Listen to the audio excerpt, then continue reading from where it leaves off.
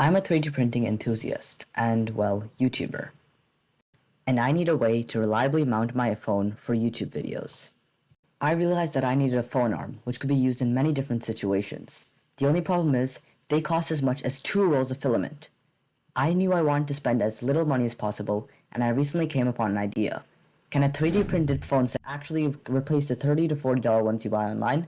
I printed one to find out. In this video, I'll be showing the files, build process, and my personal opinion on whether this really is worth it. Let's get into it. Now, let's talk about the files. There are tons of different designs online, but I chose this flexible and sturdy phone arm by Funky Art because it's 100% 3D printed. That means we don't have to use any screws, nuts, or glue. I actually found a different phone cradle just because the one by Funky Art wouldn't fit my phone. This one is adjustable and uses a spring to make sure that it can fit a much wider variety of phones. Now, some parts are recommended to be printed in PETG, but I found by using this phone cradle and by using this tripod, all the parts worked fine in PLA. Some other impressive designs included this mechanical fold holder, this adjustable modular tablet holder, which also worked for phones, and this modular camera tripod. Now that we have the files selected, let's prepare them for printing. And here we have all the files for the phone arm. I basically modified none of the settings, except for increasing the bed temperature because I was having a few issues with bed adhesion, as well as printing these parts one by one. Now, if you're printing the phone cradle, you do not have to print this part. Instead, you'll print the separate phone cradle.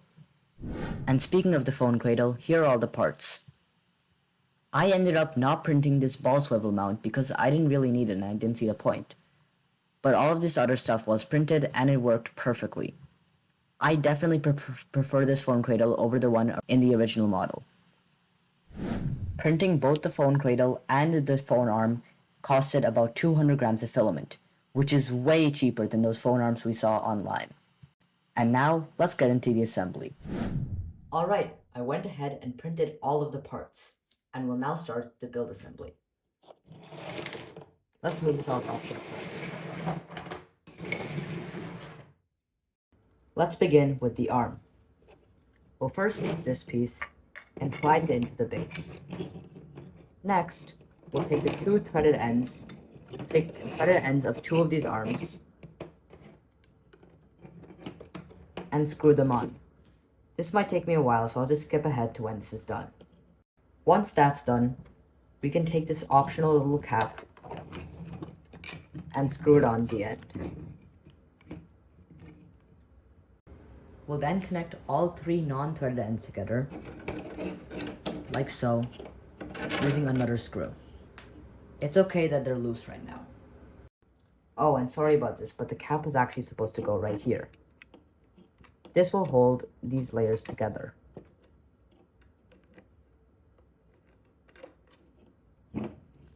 Lastly, on the bottom of the clamp, we'll attach this little screw, which will hold it to the table.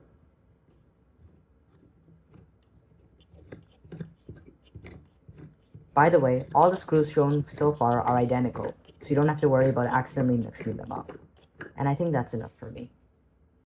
Let's now work on the phone cradle itself. This part is relatively simple. First, we'll slot this into place right here. This is where the phone will sit. We'll also insert the spring in the back.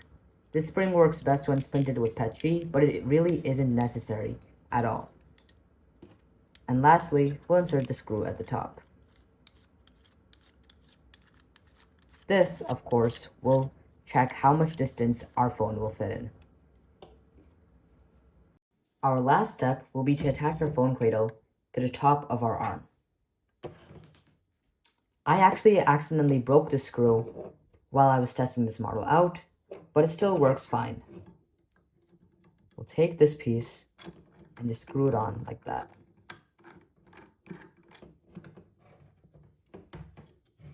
Right?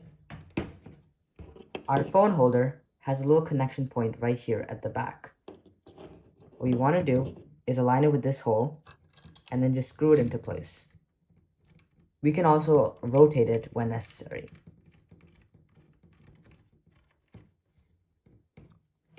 And your phone holder is now completed. And this is the finished product.